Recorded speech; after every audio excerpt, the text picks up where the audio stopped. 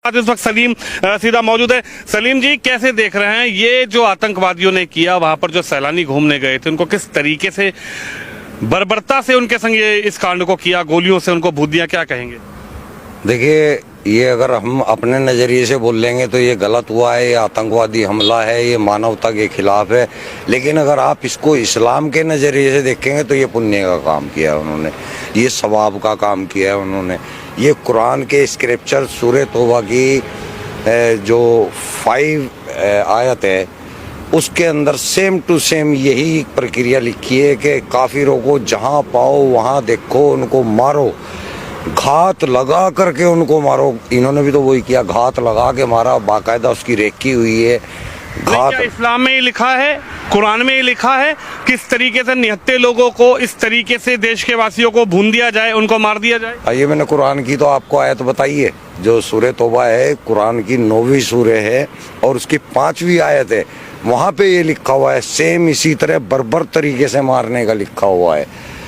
Same ये लिखा हुआ है कि उनको मारो, जब तक मारो जब तक कि वो ला इलाहा इल्लल्लाह कलमा ना पढ़ ले या जजिया देना कबूल ना कर ले, तब तक मारो। यानी कि पूरे हिंदुस्तान के हिंदुओं का यही हसर होना है इस्लाम के अनुसार। इस्लाम के अंदर अल तकिया नाम की चीज़ होती है, आपने सुना होगा अल तकिया। अल तकिया वो चीज़ है जब इस्लाम के अंदर हमें कोई ऐसा काम करना होता है जो कि सामने लोगों को नाजायज़ दिख रहा है, तो आपको वहाँ लोगों को तो नाजायज़ बताना है लेकिन काम वो सवाब का करना है आपको। इसको बोला जाता है अल तकिया। तो ये अल तकिया करते हैं, जो कहते हैं ना हिंदू मुस्लिम भाईचारा, ये अल तकिया है, ये कुरान के अंदर है, हदीसों के अंदर है। मुसलमानों को तो, मैं इंडिया के मुसलमानों की बात कर रहा, बाहर के नहीं। मुसलमान इंडिया का जो है वो अनपढ़ है, उसको कुरान के बारे में कोई नॉलेज नहीं है। इसलिए अगर वो भाईचारे की बात कर रहा है तो वो ठीक कर रहा है, लेकिन वो इस्लाम के अनुसार गलत कर रहा है। इस्लाम के अंदर कोई भाईचारा इस टाइप का नहीं है।